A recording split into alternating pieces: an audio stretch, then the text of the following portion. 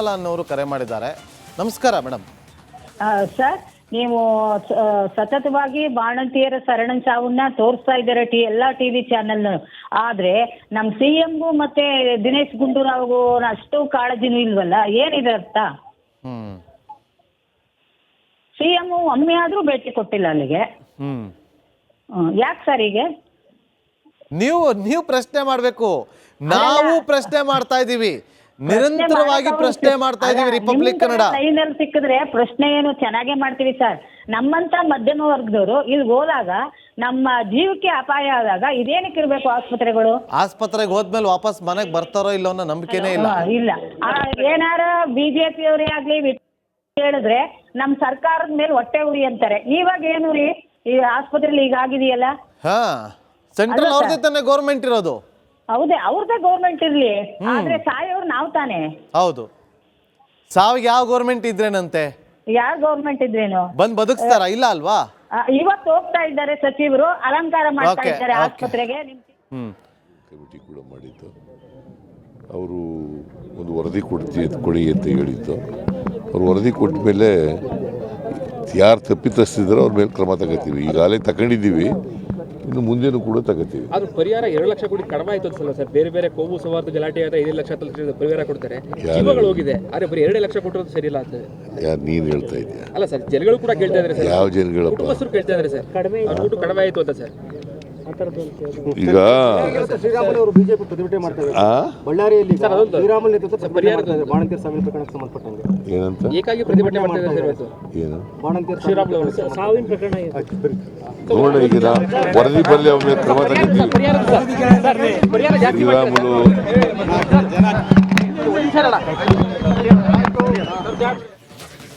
ಈಗ ರಾಮುನವರು ಕರೆ ಮಾಡಿದ್ದಾರೆ. ರಾಮರೇ ಮಾತಾಡಿಸ್ತೀನಿ ನೋಡಿ. ಈಗ CM ಸಿದ್ದರಾಮಯ್ಯ ಅವರು ಹೇಳಿದ್ರು, ತಪ್ಪಿತಸ್ಥರು ಯಾರಿದ್ದಾರೆ ಅವರ ವಿರುದ್ಧ ಕ್ರಮವನ್ನು ತಗೋತೀವಿ ಅಂತ ಹೇಳಿದ್ದಾರೆ. ಇರಲಿ ನೋಡೋಣ ಏನು ಕ್ರಮ ಆಗತ್ತೆ ಅಂತೇಳಿ. ಆದರೆ ಜನಪ್ರತಿನಿಧಿಗಳು ಯಾರಾದರೂ ಹೋಗಿದ್ದಾರಾ? ಇಷ್ಟು ದಿನ ಆದಮೇಲೆ ಹೋಗ್ಬೇಕಂತ ಅನಿಸ್ತಿದ್ಯಾ? ಇರಲಿ ರಾಮು ಅವರೇ ನಮಸ್ಕಾರ. ನಮಸ್ತೆ ಸರ್. ಓಕೆ ರಾಮು ಅವರೇ, ಈಗ ಗಮನಿಸ್ತಾ ಇದ್ದೀರಿ ಬಳ್ಳಾರಿನಾಗ ಏನಾಗ್ತಾ ಇದೆ ಅಂತೇಳಿ. ತುಂಬಾ ಅನ್ಯಾಯ ಆಗ್ತಾ ಇದೆ ಸರ್. ಅಲ್ಲಿ ಚಿತ್ರದುರ್ಗದಲ್ಲಿ ಹೇಗೆ ಜಿಲ್ಲಾಸ್ಪತ್ರೆ? ಇಲ್ಲೂ ಅಷ್ಟೇ ಸರ್. ಪ್ರತಿಯೊಬ್ಬ ಡಾಕ್ಟರ್ ಅಲ್ಲಿ ಕೂಡ ಪ್ರೈವೇಟ್ ಕ್ಲಿನಿಕ್ ಇಟ್ಕೊಂಡಿದ್ದಾರೆ. ಈವನ್ DS ಕೂಡ ಅವರು ಪ್ರೈವೇಟ್ ಕ್ಲಿನಿಕ್ ಇಸ್ಕೊಂಡು DS ಆಗಿದ್ದಾರೆ. ಮತ್ತೆ ಮಹಿಳಾ ಇವರು ನೋಡ್ತಕ್ಕಂತ ಲೇಡಿ ಡಾಕ್ಟರ್ ಕೂಡ ಪ್ರೈವೇಟ್ ಹಾಸ್ಪಿಟಲ್ ಇಟ್ಕೊಂಡಿದ್ದಾರೆ. ಇವನ್ ಪ್ರತಿಯೊಂದು ಕರ್ನಾಟಕದಾದ್ಯಂತ ಅಷ್ಟೇನೆ, ಬಟ್ ನಮ್ಮಲ್ಲಿ ಇಲ್ಲಿನೂ ಲೋಕಲ್ ಅಲ್ಲಿ ಅದೇ ತರನೇ ಇದೆ ಸರ್. ಇದರಿಂದ ಪಾಪ ಜನಸಾಮಾನ್ಯರಿಗೆ ಬಹಳ ತೊಂದರೆ. ಇಲ್ಲಿ ಇಲ್ಲಿಂದ ನೋಡ್ತಾರೆ, ರೆಫರ್ ಮಾಡ್ಕೊಂಡು ಪ್ರೈವೇಟ್ ಕ್ಲಿನಿಕ್ ತಗೊಂಡು ಹೋಗ್ತಾರೆ ಎಲ್ಲ ಪೇಷಂಟ್ಗಳನ್ನ. ಮತ್ತೆ ಎಲ್ಲ ಇದು ಕರ್ಮಕಾಂಡನೂ ಕೂಡ ನಡೀತಿದೆ ಇಲ್ಲಿ. ಇವನ್ ಅಮೌಂಟ್ ಒಂದು ಎಲ್ಲಾನು ಬಹಳ ಪೇಷಂಟ್ಗಳು ಬಹಳ ಸಮಸ್ಯೆ ಆಗ್ತಾ ಇದೆ. ಇದೆಲ್ಲ ಒಟ್ಟು ರಾಜಕೀಯ ಮತ್ತು ಡಾಕ್ಟರ್ಸ್ ಎಲ್ಲ ಕಮಿಟ್ಮೆಂಟ್ ಇದಾಗ್ಬಿಟ್ಟಿದೆ ಸರ್ ಪೂರ್ತಿ. ಅವ್ರದ್ದು 2 ದಿನ ಮಾಡ್ತಾರೆ, ಕಣ್ಣಿಗೆ ಕಾಣುತ್ತೆ, ಆಮೇಲೆ ಪದೇ ಅದೇ ತರನೇ ಆಗ್ತಾ ಇರುತ್ತೆ. ಓಕೆ, ಥ್ಯಾಂಕ್ ಯು ರಾಮ್ ಅವರೇ ಮಾತಾಡಿದ್ದಕ್ಕೆ. ಈಗ ಏಕಾಂತಪ್ಪ ಅಂತೇಳಿ ನಮ್ಮೊಂದಿಗೆ ಸಂಪರ್ಕದಲ್ಲಿದ್ದಾರೆ. ಏಕಾಂತಪ್ಪ ಅವರೇ ನಮಸ್ಕಾರ. ಸರ್ ನಮಸ್ತೆ. ಏನ್ ಹೇಳೋದಕ್ಕೆ ಬಯಸ್ತೀರಿ ಸರ್? ಇದು ಆಗ್ಬಾರ್ದಕ್ಕಿಂತ ಘಟನೆ ನಮ್ಮ ರಾಜ್ಯದಲ್ಲಿ ಈಗ ಆಗೋಗಿದ್ಯಲ್ಲ, ಆಗೋಗಿದೆ. ಬಟ್ ಜನಗಳು ಎಚ್ಚೆತ್ತಬೇಕು ಇದ್ರ ಬಗ್ಗೆ. ಯಾಕೆಂದ್ರೆ ಒಂದು TH ಒಂದು ತಾಲೂಕ್ ಹಾಸ್ಪಿಟಲ್ ಇದೆ ಅಂದ್ರೆ ಒಬ್ರು ಅರ್ಥ ಇರ್ತಾರೆ, ಒಬ್ರು ಫಿಸಿಷಿಯನ್ ಇರ್ತಾರೆ. ಎಷ್ಟು ಡ್ಯೂಟಿ ಮಾಡಕ್ಕಾಗುತ್ತೆ? ಜನಗಳು ಇದನ್ನ ಅರ್ಥ ಮಾಡ್ಕೋಬೇಕು. ನಮ್ಗೆ ಈಗಲೂ ಸ್ಟಾಫ್ ಕೊರತೆ ತುಂಬಾ ಇದೆ. ತಾಲೂಕ್ ಆಫೀಸ್ ಅಂದ್ರೆ, ತಾಲೂಕ್ ಹೆಲ್ತ್ ಆಫೀಸ್ ಅಂದ್ರೆ ಇಷ್ಟ ಅಂದ್ರೆ ಒಂದೊಂದು ಡಿಪಾರ್ಟ್ಮೆಂಟ್ 3 ಜನ ಡಾಕ್ಟರ್ ಬೇಕು. ಸರ್ಕಾರ ತುಮಕಿನ ತಯಾರಿಲ್ಲ. ಫಸ್ಟ್ ಜನಗಳಿಗೆ ಮೂಲಭೂತ ಸೌಕರ್ಯನ ಕೊಡಿದ ಮೇಲೆ ನಿನ್ನೇನ್ ಮಾಡ್ತಾರೆ ಜನಗಳು? ಬಹಳ ಬೇಸರ ಇಂಥ ಘಟನೆಗಳು ನಡಿಬಾರ್ದು. ನೋಡೋಣ ಇನ್ನಾದ್ರೂ ಕಡಿವಾಣ ಬೀಳುತ್ತಾ ಅಂತ ಹೇಳಿ. ಥ್ಯಾಂಕ್ ಯು ಏಕಾಂತಪ್ಪ ಅವರ ನಮ್ಮೊಂದಿಗೆ ಮಾತಾಡಿದ್ದಕ್ಕೆ. ಅಲ್ಲಿ ಆಯ್ಕೆ ಆದಂತ ಶಾಸಕರಿಗೆ ನಾಚಿಕೆ ಆಗಬೇಕು. ಇದು ಪ್ರಕರಣ ನಡೆದು ಬಹಳಷ್ಟು ದಿನಗಳಾದ್ರೂ ಕೂಡ ಅಲ್ಲಿಗೆ ಭೇಟಿ ಕೊಟ್ಟಿಲ್ಲ. ಒಂದು ಅದಕ್ಕೆ ಸಂಬಂಧಪಟ್ಟ ಏನು ಈ ಮೃತಪಟ್ಟಿದಾರಲ್ಲ ಬಾಣಂತಿಯರು, ಅವ್ರಿಗೊಂದು ಸಾಂತ್ವನ ಹೇಳೋ ಒಂದು ಕೆಲಸನೂ ಮಾಡಿಲ್ಲ. ಚೆಕ್ ಕೊಡ್ತೀವ್ರಿ ನಾವು, ಪರಿಹಾರ ಘೋಷಣೆ ಮಾಡ್ತೀವ್ರಿ, ಸಾಕಲ್ಲ ಈಶಪ್ರಭು ಅವರೇ? ಸರ್ 2 ಲಕ್ಷಕ್ಕೆ ಜೀವ ಬರುತ್ತೆ ಸರ್. ಅಂದ್ರೆ ಒಂದು ಜೀವ ಇದನ್ನ ಪ್ರಶ್ನೆ ಮಾಡಿ ನೀವು ಮಾಡಿ. ಅದೇ ಸರ್, ನಾನು ಒಂದೇ ವಿಷಯ ಸರ್, ನಿಮ್ಮ ಮೂಲಕ ನಾನು ಮುಖ್ಯಮಂತ್ರಿ ಸಿದ್ದರಾಮಯ್ಯನವ್ರಿಗೆ ಏನು ವಿನಂತಿ ಮಾಡ್ತಾ ಇದ್ದೇನೆ ಅಂದ್ರೆ, ಸರ್ ಒಂದು ಪ್ರಾಣಕ್ಕೆ 2 ಲಕ್ಷ ಬೆಲೆ ಕೊಟ್ಟು ಅದು ನಿಮ್ಮ ಸರ್ಕಾರ ಮಾಡಿರೋ ತಪ್ಪು. ಅದು ಅವರಿಗೆ ಏನೂ ಆಗಿಲ್ಲ, ನಿಮ್ಮ ಸರ್ಕಾರ ಬೇಜವಾಬ್ದಾರಿಯಿಂದ ಇದಾಗಿರೋದು.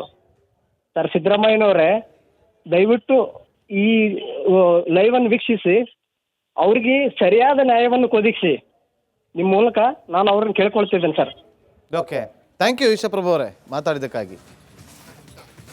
ನಂಜನಗೂಡಿಂದ ನಿರ್ಮಲಾ ಅನ್ನೋರು ಕರೆ ಮಾಡಿದ್ದಾರೆ. ನಮಸ್ಕಾರ ಮೇಡಮ್. ಸರ್, ನೀವು ಸತತವಾಗಿ ಬಾಣಂತಿಯರ ಸಾವನ್ನ ತೋರಿಸ್ತಾ ಇದ್ದಾರೆ ಎಲ್ಲ ಟಿವಿ ಚಾನೆಲ್. ಆದ್ರೆ ನಮ್ಮ CMಗೂ ಮತ್ತೆ ದಿನೇಶ್ ಗುಂಡೂರಾವ್ಗೂ ಅಷ್ಟು ಕಾಳಜಿನೂ ಇಲ್ವಲ್ಲ, ಏನಿದೆ ಅರ್ಥ? CM ಒಮ್ಮೆ ಆದ್ರೂ ಭೇಟಿ ಕೊಟ್ಟಿಲ್ಲ ಅಲ್ಲಿಗೆ.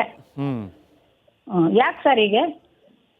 ನೀವು ಪ್ರಶ್ನೆ ಮಾಡಬೇಕು, ನಾವು ಪ್ರಶ್ನೆ ಮಾಡ್ತಾ ಇದೀವಿ, ನಿರಂತರವಾಗಿ ಪ್ರಶ್ನೆ ಮಾಡ್ತಾ ಇದೀವಿ. ರಿಪಬ್ಲಿಕ್ ಕನ್ನಡ ಲೈನಲ್ಲಿ ಸಿಕ್ಕಿದ್ರೆ ಪ್ರಶ್ನೆ ಏನು ಚೆನ್ನಾಗೇ ಮಾಡ್ತೀವಿ ಸರ್. ನಮ್ಮಂತ ಮಧ್ಯಮ ವರ್ಗದವರು ಇಲ್ಲಿ ಹೋದಾಗ ನಮ್ಮ ಜೀವಕ್ಕೆ ಅಪಾಯ ಆದಾಗ ಇದೇನಕ್ಕೆ ಇರ್ಬೇಕು ಆಸ್ಪತ್ರೆಗಳು? ಆಸ್ಪತ್ರೆಗೆ ಹೋದ್ಮೇಲೆ ವಾಪಸ್ ಮನೆಗೆ ಬರ್ತಾರೋ ಇಲ್ಲೋ ಅನ್ನೋ ನಂಬಿಕೆನೇ ಇಲ್ಲ. ಇಲ್ಲ, ಏನಾರ BJP ಅವರೇ ಆಗ್ಲಿ ಹೇಳಿದ್ರೆ ನಮ್ ಸರ್ಕಾರದ ಮೇಲೆ ಹೊಟ್ಟೆ ಉರಿ ಅಂತಾರೆ. ಇವಾಗ ಏನು ರೀ, ಈ ಆಸ್ಪತ್ರೆಯಲ್ಲಿ ಈಗ ಆಗಿದೆಯಲ್ಲ. ಸೆಂಟ್ರಲ್ ಅವ್ರದೇ ತಾನೇ ಗೌರ್ಮೆಂಟ್ ಇರೋದು. ಹೌದೇ, ಅವ್ರದ್ದೇ ಗೌರ್ಮೆಂಟ್ ಇರ್ಲಿ, ಆದ್ರೆ ಸಾಯೋರು ನಾವು ತಾನೇ. ಹೌದು, ಸಾವಿಗೆ ಯಾವ ಗೌರ್ಮೆಂಟ್ ಇದ್ರೇನಂತೆ? ಯಾವ ಗೌರ್ಮೆಂಟ್ ಇದ್ರೇನು ಬಂದ್ ಬದುಕ್ತಾರ? ಇಲ್ಲ ಅಲ್ವಾ? ಇವತ್ತು ಹೋಗ್ತಾ ಇದ್ದಾರೆ ಸಚಿವರು, ಅಲಂಕಾರ ಮಾಡ್ತಾ ಇದ್ದಾರೆ ಆಸ್ಪತ್ರೆಗೆ. ಕಮಿಟಿ ಕೂಡ ಮಾಡಿದ್ದು, ಅವರು ಒಂದು ವರದಿ ಕೊಡಿ ಅಂತ ಹೇಳಿದ್ದು.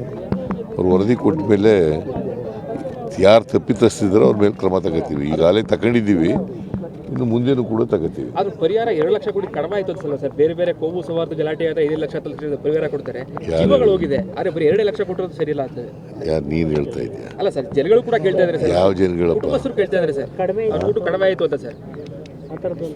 ಈಗ ಶ್ರೀರಾಮುಲು ಬಿಜೆಪಿ ಪ್ರತಿಭಟನೆ ಮಾಡ್ತಾರೆ ಬಳ್ಳಾರಿಯಲ್ಲಿ. ಶ್ರೀರಾಮುಲು ನೇತೃತ್ವ ಬಾಣಂತಿಯರ ಸಾವಿನ ಪ್ರಕರಣಕ್ಕೆ ಸಂಬಂಧಪಟ್ಟಂಗೆ ಏನಂತ ಏಕಾಗಿ ಪ್ರತಿಭಟನೆ ಮಾಡ್ತಾ ಇದ್ದಾರೆ ಸರ್. ಏನು ಬಾಣಂತಿಯರ ಶ್ರೀರಾಮುಲು ಅವರು ಸಾವಿನ ಪ್ರಕರಣ ನೋಡಿ, ಈಗ ವರದಿ ಬರಲಿ, ಅವ್ರ ಮೇಲೆ ಕ್ರಮ ತಗೋತೀವಿ. ಶ್ರೀರಾಮುಲು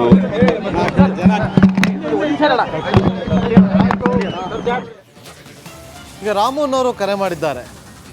ರಾಮರೇ ಮಾತಾಡಿಸ್ತೀನಿ ನೋಡಿ. ಈಗ CM ಸಿದ್ದರಾಮಯ್ಯ ಅವರು ಹೇಳಿದ್ರು, ತಪ್ಪಿತಸ್ಥರು ಯಾರಿದ್ದಾರೆ ಅವರ ವಿರುದ್ಧ ಕ್ರಮವನ್ನು ತಗೋತೀವಿ ಅಂತ ಹೇಳಿದ್ದಾರೆ. ಇರಲಿ ನೋಡೋಣ ಏನು ಕ್ರಮ ಆಗತ್ತೆ ಅಂತೇಳಿ. ಆದರೆ ಜನಪ್ರತಿನಿಧಿಗಳು ಯಾರಾದರೂ ಹೋಗಿದ್ದಾರಾ? ಇಷ್ಟು ದಿನ ಆದಮೇಲೆ ಹೋಗ್ಬೇಕಂತ ಅನಿಸ್ತಿದ್ಯಾ? ಇರಲಿ ರಾಮು ಅವರೇ ನಮಸ್ಕಾರ. ನಮಸ್ತೆ ಸರ್. ಓಕೆ ರಾಮು ಅವರೇ, ಈಗ ಗಮನಿಸ್ತಾ ಇದ್ದೀರಿ ಬಳ್ಳಾರಿನಾಗ ಏನಾಗ್ತಾ ಇದೆ ಅಂತೇಳಿ. ತುಂಬಾ ಅನ್ಯಾಯ ಆಗ್ತಾ ಇದೆ ಸರ್. ಅಲ್ಲಿ ಚಿತ್ರದುರ್ಗದಲ್ಲಿ ಹೇಗೆ ಜಿಲ್ಲಾಸ್ಪತ್ರೆ? ಇಲ್ಲೂ ಅಷ್ಟೇ ಸರ್, ಪ್ರತಿಯೊಬ್ಬ ಡಾಕ್ಟರ್ ಅಲ್ಲಿ ಕೂಡ ಪ್ರೈವೇಟ್ ಕ್ಲಿನಿಕ್ ಇಟ್ಕೊಂಡಿದ್ದಾರೆ.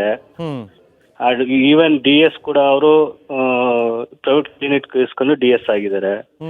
ಮತ್ತೆ ಮಹಿಳಾ ಇವರು ನೋಡ್ತಕ್ಕಂತ ಲೇಡಿ ಡಾಕ್ಟರ್ ಕೂಡ ಪ್ರೈವೇಟ್ ಹಾಸ್ಪಿಟಲ್ ಇಟ್ಕೊಂಡಿದ್ದಾರೆ. ಇವನ್ ಪ್ರತಿಯೊಂದು ಕರ್ನಾಟಕದಾದ್ಯಂತ ಅಷ್ಟೇನೆ, ಬಟ್ ನಮ್ಮಲ್ಲಿ ಇಲ್ಲಿನೂ ಲೋಕಲ್ ಅಲ್ಲಿ ಅದೇ ತರನೇ ಇದೆ ಸರ್.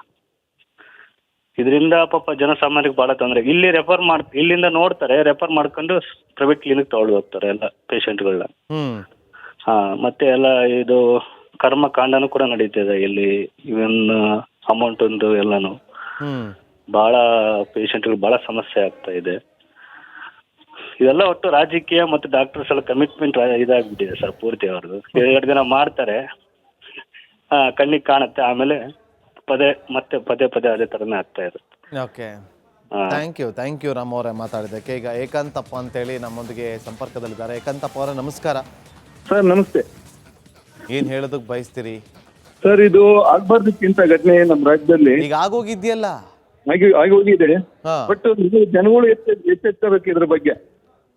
ಯಾಕೆಂದ್ರೆ ಒಂದು TH ಒಂದು ತಾಲೂಕ್ ಹಾಸ್ಪಿಟಲ್ ಇದೆ ಅಂದ್ರೆ ಒಬ್ರು ಪಾರ್ಥ ಇರ್ತಾರೆ, ಒಬ್ರು ಫಿಸಿಷಿಯನ್ ಇರ್ತಾರೆ. ಎಷ್ಟು ಡ್ಯೂಟಿ ಮಾಡಕ್ಕಾಗುತ್ತೆ? ಜನಗಳು ಇದನ್ನ ಅರ್ಥ ಮಾಡ್ಕೋಬೇಕು. ನಮಗೆ ಈಗಲೂ ಸ್ಟಾಫ್ ಕೊರತೆ ತುಂಬಾ ಇದೆ. ತಾಲೂಕ್ ಆಫೀಸ್ ಅಂದ್ರೆ, ತಾಲೂಕ್ ಹೆಲ್ತ್ ಆಫೀಸ್ ಅಂದ್ರೆ ಇಷ್ಟ ಅಂದ್ರೆ ಒಂದೊಂದು ಡಿಪಾರ್ಟ್ಮೆಂಟ್ 3 ಜನ ಡಾಕ್ಟರ್ ಬೇಕು. ಸರ್ಕಾರ ತುಮಕಿನ ತಯಾರಿಲ್ಲ. ಫಸ್ಟ್ ಜನಗಳಿಗೆ ಮೂಲಭೂತ ಸೌಕರ್ಯನ ಕೊಡಿದ ಮೇಲೆ ನಿನ್ನೇನ್ ಮಾಡ್ತಾರೆ ಜನಗಳು? ಬಹಳ ಬೇಸರ ಇಂಥ ಘಟನೆಗಳು ನಡಿಬಾರ್ದು. ನೋಡೋಣ ಇನ್ನಾದರೂ ಕಡಿವಾಣ ಬೀಳುತ್ತಾ ಅಂತೇಳಿ. ಥ್ಯಾಂಕ್ ಯು ಏಕಾಂತಪ್ಪ ಅವರೇ ನಮ್ಮೊಂದಿಗೆ ಮಾತಾಡೋದಕ್ಕೆ.